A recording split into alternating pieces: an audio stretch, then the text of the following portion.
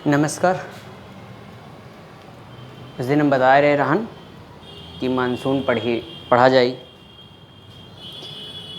तो पहला वीडियो देखा हुई हो, मानसून क्या चला रहा है। इमा एक पार्ट चला रहा है जिसमें हम लोग जाने रहन ग्रीष्मकालीन मानसून का होता है और शीतकालीन मानसून का होता है। वही कड़ी आगे बढ़ावन जाए रहन।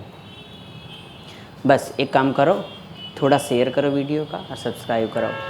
एक काम आप करो, एक हमारे मित्र हैं हिमांशु पांडे सर, उनके नाम से एक चैनल चलत है जीएस मस्ती बाई हिमांशु पांडे। बहुत दमदार पढ़ावत हैं, रोज़ रात का पढ़ावत हैं। सब्सक्राइब करो, बहुत फ़ायदा मिली हर एक एग्ज़ाम के लिए। और इनका एक टेलीग्राम इसी नाम से चलत है, उसका ज्वाइन कर लो, लिंक वह पर मिला करी। प्लस साथ साथ हमारो चैनल ज्वाइन कर लियो। चलो देखो, ये पृथ्वी बनी है, पूरा गोला का तना होगा 360 डिग्री का। और वही का अगर हम डिवाइड कर दें, बीच से भाग कर दें, तो एक बेस लाइन मान के चलिए कतना डिग्री, 0 डिग्री। तो 0 डिग्री के ऊपर वाला का हो जाए उत्तरी गोलार्ध,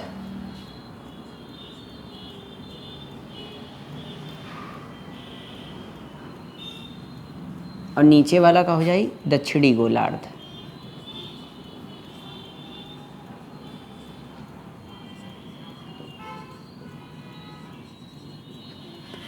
जीरो डिग्री क्या है?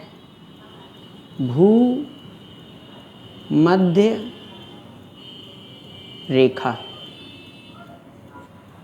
भू माने पृथ्वी, मध्य का मतलब बीचों बीच क्या खींची, एक रेखा। इका का कही भूमध्य रेखा। यही दूसरा का नाम का है विषुवत रेखा। और इंग्लिश में का कहते हैं इक्वेटर, या इसी हम का कही बा विषुवत रेखा।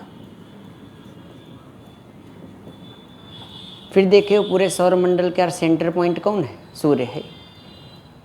के चारों तरफ चक्कर का लगाई रहा, पृथ्वी लगाई रही, और पृथ्वी का अपने अक्ष पर झुकाव है और दूसरा सूर्य की ओर झुकाव है। तो अपने अक्ष पर झुकाव कितना है? 23.5 डिग्री।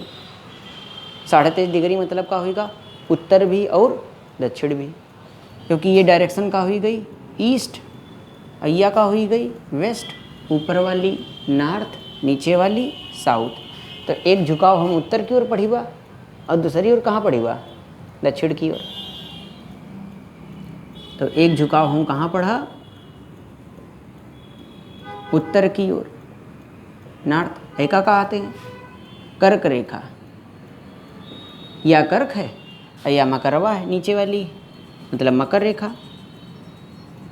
ये कैंसर है या कैप्रिकॉन है। 23.5 साउथ, मकर रेखा। अच्छा, अब देखो खास बात, 23.5 की यहाँ तुम 90 डिग्री नॉर्थ से घटाए दिहाओ तो कत्ता बची, या 90 डिग्री साउथ से घटाए दिहाओ तो कत्ता बची। तो 23.5 को घटाओ 90 से तो कितना बची? 66.5। 66 हाफ नॉर्थ। और जितना डिग्री नॉर्थ में उतने डिग्री कहाँ? साउथ में।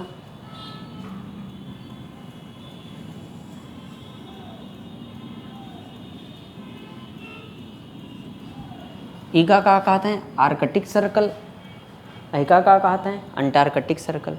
अच्छा, अब हम लिखना ही रहें, ऐका मतलब ये रहा कि तुमका कॉपी भी लिख लेना है। अब हर चीज़ हमारे भरोसे नहीं हुई है, कुछ तुम करो कि बस खाली बैठी देखबे करी हो। हाँ, बहुत ज़्यादा रजनीकांत बनने की कोशिश ना करना।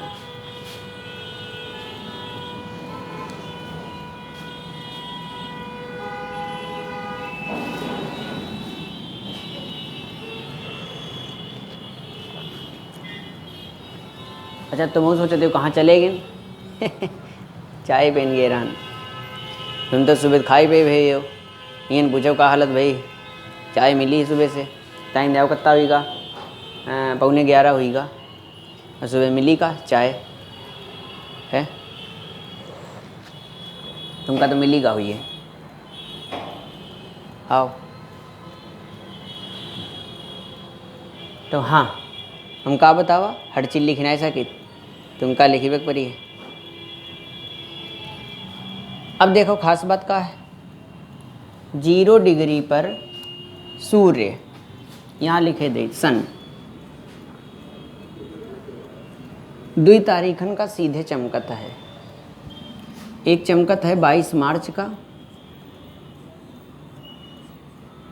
और दूसरा का चमकत है 23 सितंबर का।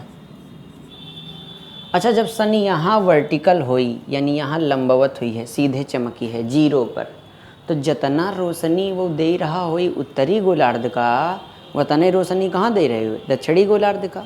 मतलब भेदभाव नहीं कर रहा, जैसे क्लास में टीचर भेदभाव नहीं करता है। एक तरफ होते हैं लड़कियाँ, दूसरी तरफ होते हैं लड़का, और टीचर सामने के पढ़ाई रहा तो मतलब टीचरवा का होगा सूर्य हुईगा। तो सूर्य दोनों क्या रोशनी बराबर बराबर देते। जितना वो लड़कियन का समझावत है वतने वो कहे का समझावत है लड़किन का। वो अलग बात रही कि ऑब्जर्व हीट ऑब्जर्व करने की क्षमता दोनों में का हुई है अलग अलग, समझ रहे हो। तो जितना सूर्य की रोशनी वो दे उत्तरी गोलार्ध का वतने सूर्य की रोशनी वो कहाँ दे दक्षिणी गोलार्ध का। मतलब का होगा बराबर ऊर्जा मिल रही हुई है। एक का मतलब का हुआ जब बराबर ऊर्जा मिलने लगी, इसका मतलब का होगा दिन और रात दोनों गोलार्धों में का हुई है बराबर। तो जब सूर्य चमक रहा हो 0 डिग्री पर तो जितना बड़ा उत्तरी गोलार्ध में दिन हुई रहा हुई है उतना बड़ा कहाँ हुई रहा हुई है दक्षिणी गोलार्ध में, समझ रहे। तो यानी दिन रात कहाँ बराबर होंगे जब सूर्य कहाँ हुई है 0 डिग्री पर, दिन रात बराबर कहाँ दोनों गोलार्धों में, दोनों गोलार्धों में दिन रात का हुई है बराबर हुई है। अब देखो अगर सन चमकीगा कर्क पर, और कर्क पर कब चमकी 21 जून को, 21 जून का कर्क रेखा पर चमकी। तो ये बताओ जहाँ चमकी रोशनी तो वहीं ज़्यादा हुई है, हैं? मकर पर चमक ही रहा नहीं तो रोशनी हुई है नहीं हुई है। ऐ का मतलब कहेगा जब रोशनी नहीं होगी तो रात सबसे बड़ी होगी। अब यहाँ जब रोशनी चमकी तो यानी दिन सबसे बड़ा होगा। इसका मतलब 21 जून को दिन सबसे बड़ा।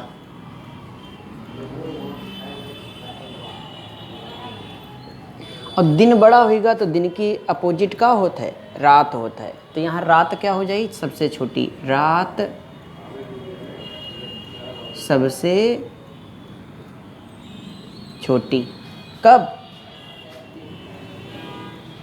21 जून का दिन सबसे बड़ा हुई है रात सबसे छोटी का है, सूर्य सीधे चमक रहा।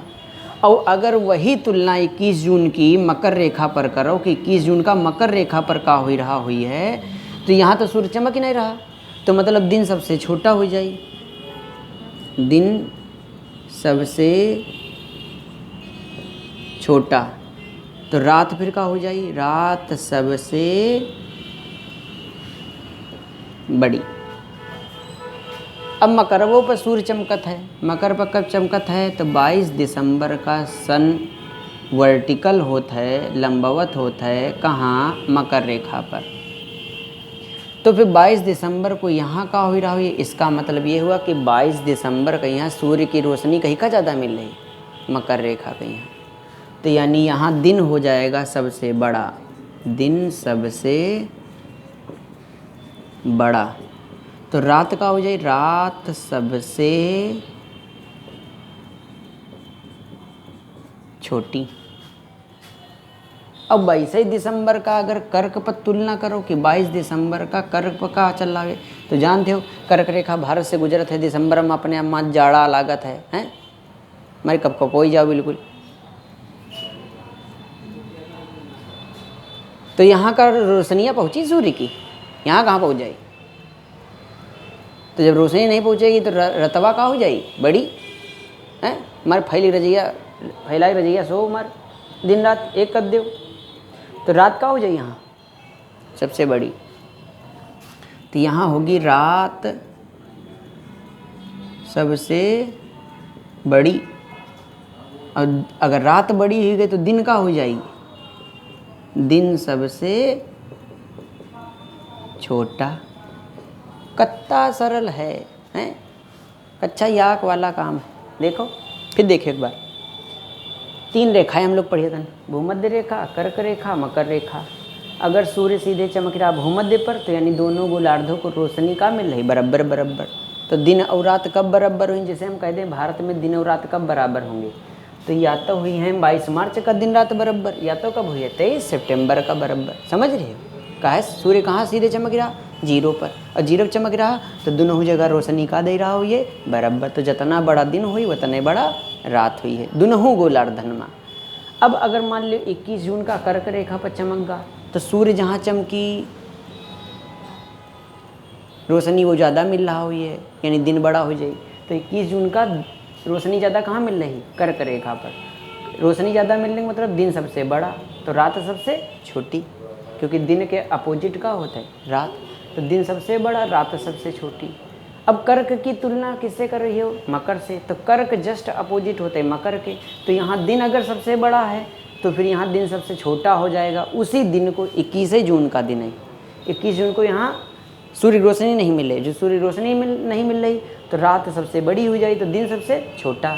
अब 22 दिसंबर का मकर पर सूर्य सीधे चमकत है, तो जब यहाँ चमकी तो यहाँ दिन सबसे बड़ा हो जाए, रात सबसे छोटी हो जाएगी। अब 22 दिसंबर का अगर भारत की तुलना करी हो तो यहाँ सूर्य चमक ही नहीं रहा, यहाँ रात सबसे बड़ी हो जाएगी और दिन सबसे क्या हो जाएगा, छोटा। यह तो बात क्लियर हुई है, नहीं क्लियर है?